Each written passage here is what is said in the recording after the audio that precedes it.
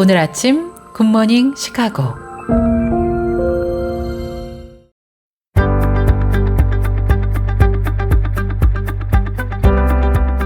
청취자 여러분 안녕하십니까? 10월 27일 월요일 KCBS 굿모닝 시카고 시작합니다.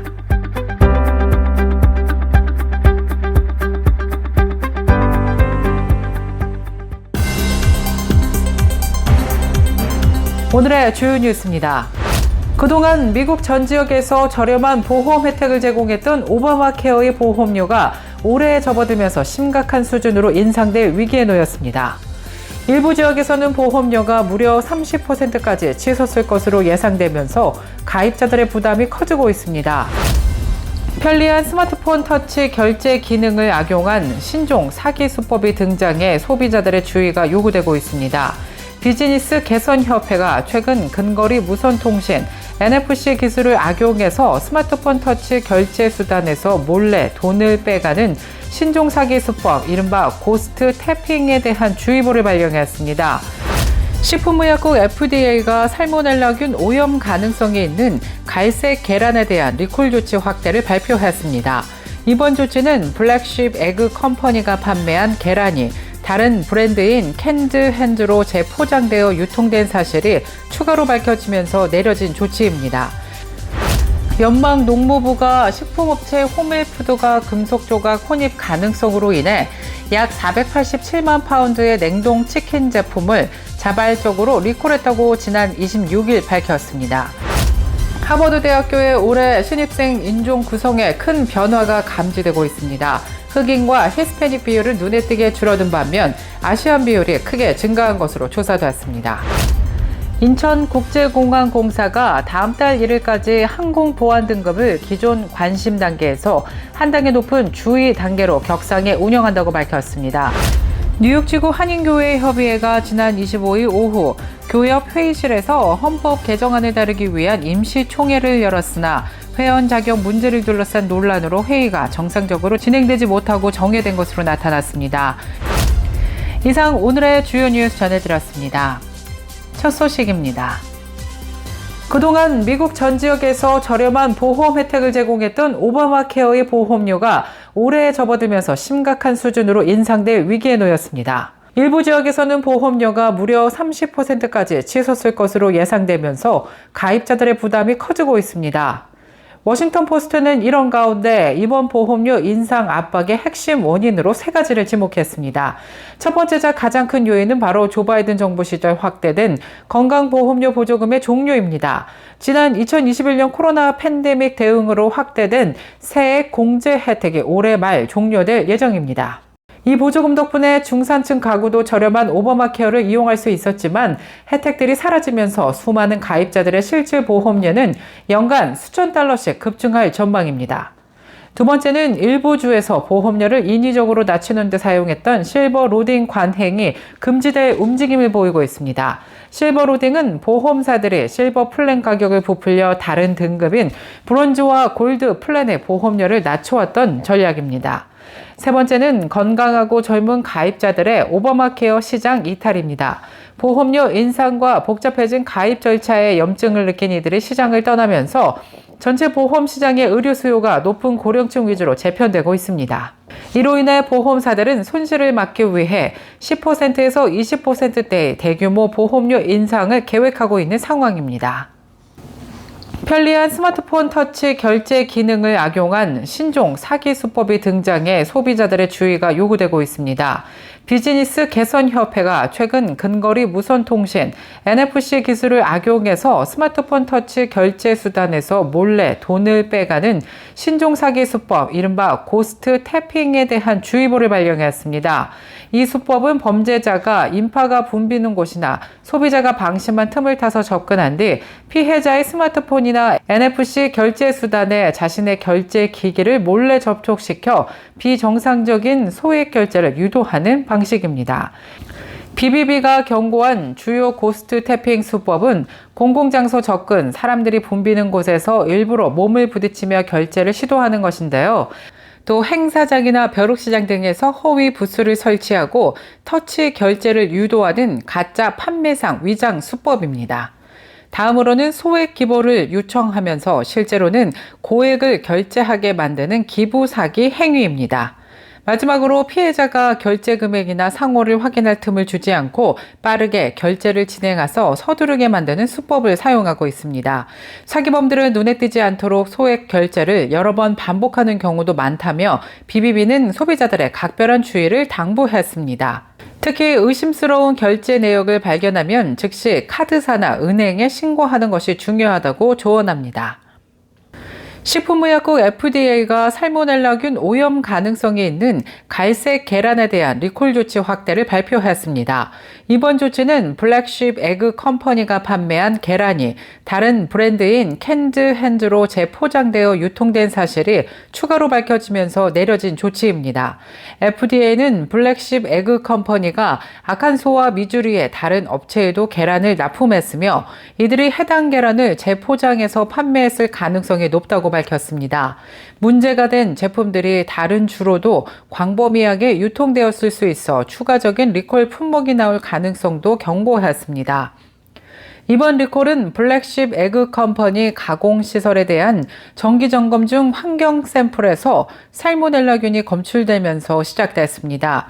현재까지 해당 계란으로 인한 살모넬라 감염 사례는 보고되지 않았습니다. 하지만 FDA는 오염된 계란이 아직 소비자들의 냉장고에 남아있을 가능성을 우려하며 해당 제품을 즉시 폐기하거나 구매처에 반품할 것을 당부했습니다. 연방농무부가 식품업체 호밀푸드가 금속 조각 혼입 가능성으로 인해 약 487만 파운드의 냉동 치킨 제품을 자발적으로 리콜했다고 지난 26일 밝혔습니다. USDA에 따르면 이번 조치는 소비자들의 다수 불만 신고를 받은 뒤 조사 과정에서 금속 조각이 발견되면서 이뤄졌습니다. 호밀푸드 측은 조사 결과 대상 제품은 올해 2월 10일부터 9월 19일 사이 미국 전역으로 유통된 냉동치킨 가슴살 및 넓적다리 제품입니다. 현재까지 이 제품과 관련한 부상이나 건강 피해 사례는 보고되지 않았으며 USDA는 소비자들에게 리콜 제품을 섭취하지 말고 즉시 폐기하거나 구입처에 반품할 것을 권고했습니다. 제품의 구체적인 브랜드명과 유통기한, 생산코드 번호 등은 USDA 공식 웹사이트 및 호밀푸드 홈페이지에서 확인하시면 됩니다. 하버드 대학교의 올해 신입생 인종 구성에 큰 변화가 감지되고 있습니다. 흑인과 히스패닉 비율은 눈에 띄게 줄어든 반면 아시안 비율이 크게 증가한 것으로 조사되었습니다. 이는 지난해 대법원의 어퍼머티브 액션 위헌 판결이 본격적으로 영향을 미친 결과로 분석되고 있습니다. 뉴욕타임스와 블룸버그 통신 등 주류 언론들은 하버드대가 발표한 자료를 토대로 올해 신입생 인종 비율 변화를 보도했습니다. 특히 올해 하버드대 입시는 코로나 팬데믹 이후 처음으로 지원자들에게 표준화된 시험 점수인 SAT와 ACT 등 제출을 요구한 첫 해였습니다. 하버드 측은 이로 인해 전체 지원자 수가 줄어들었다고 밝혔으나 뉴욕타임스는 지원자 수가 표준시험 점수 제출이 의무였던 팬데믹 이전보다는 여전히 10% 높은 수치라고 짚었습니다. 이번 데이터는 신입생들이 스스로 보고한 인종을 바탕으로 한 것이라는 한계가 있지만 명문대들의 인종 구성 변화를 통해 미국 대학 입시의 판도가 근본적으로 바뀌고 있음을 보여주고 있습니다. 인천국제공항공사가 다음 달 1일까지 항공보안 등급을 기존 관심 단계에서 한 단계 높은 주의 단계로 격상해 운영한다고 밝혔습니다. 인천공항 측은 오는 경주 아시아 태평양 경제협력체 정상회의를 앞두고 보안 강화를 위한 조치라고 설명했습니다. 보안 등급이 주의로 상향되면 탑승 전 보안 검색 절차가 강화되며 촉수 검색과 수화물 개봉 검사가 확대됩니다. 또한 굽 3.5cm 이상의 신발은 반드시 벗어 엑스레이 검색대에 통과해야 하며 100mm를 초과하는 액체류와 젤류, 공구류와 칼, 총알 등은 기내 반입이 금지됩니다.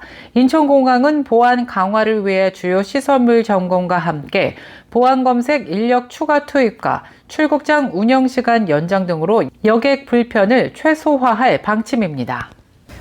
아울러 에이펙 전용 안내데스크 설치와 귀빈 전용기 주기장 확보, 경주행 버스 증편과 유료 수화물 배송 서비스 도입 등도 준비를 마쳤다고 밝혔습니다.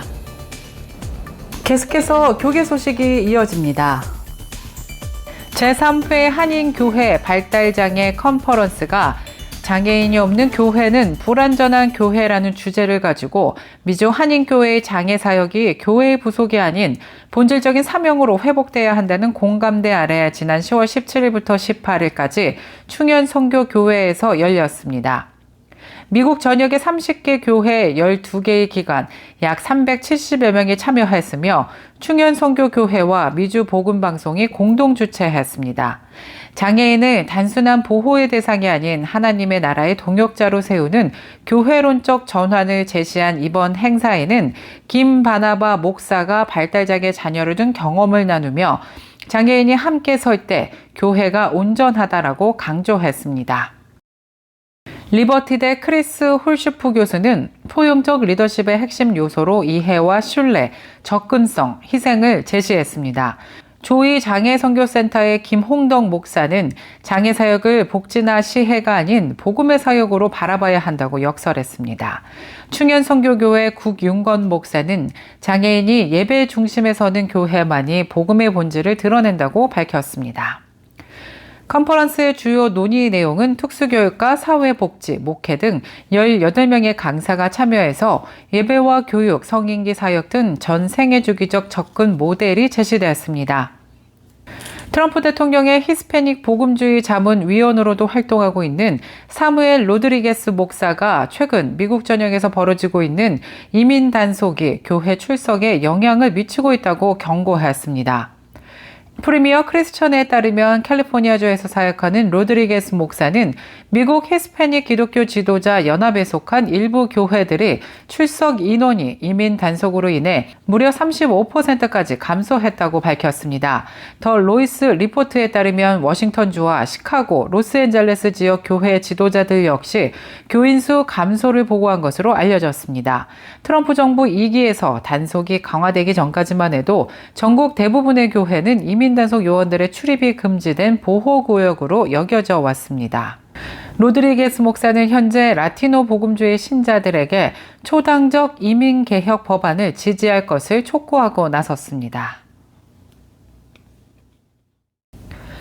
뉴욕지구 한인교회협의회가 지난 25일 오후 교협 회의실에서 헌법 개정안을 다루기 위한 임시총회를 열었으나 회원 자격 문제를 둘러싼 논란으로 회의가 정상적으로 진행되지 못하고 정회된 것으로 나타났습니다.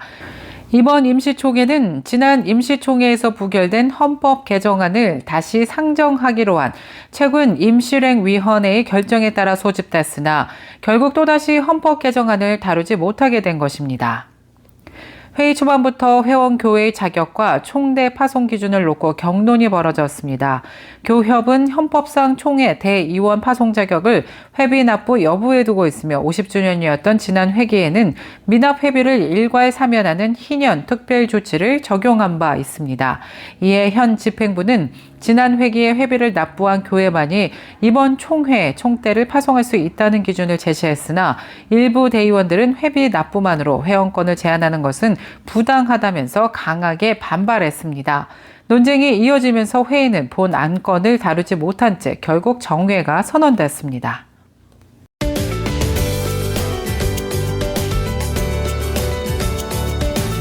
KCBS 날씨 정보입니다. 월요일인 오늘은 하루 종일 맑고 화창한 날씨 이어질 예정입니다. 낮 최고 기온 58도 예상되며 밤 최저 기온 46도 예상됩니다. 내일 아침 해 뜨는 시각 오전 7시 17분, 해 지는 시각 오후 5시 50분입니다. 이상 KCBS 날씨 정보였습니다.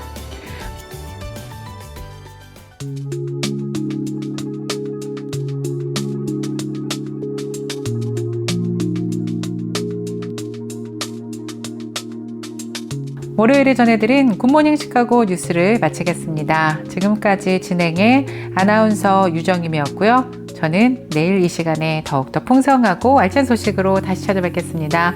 오늘도 주 안에서 평강을 누리시는 행복한 월요일 보내시길 바라면서 청취해주신 모든 여러분 고맙습니다.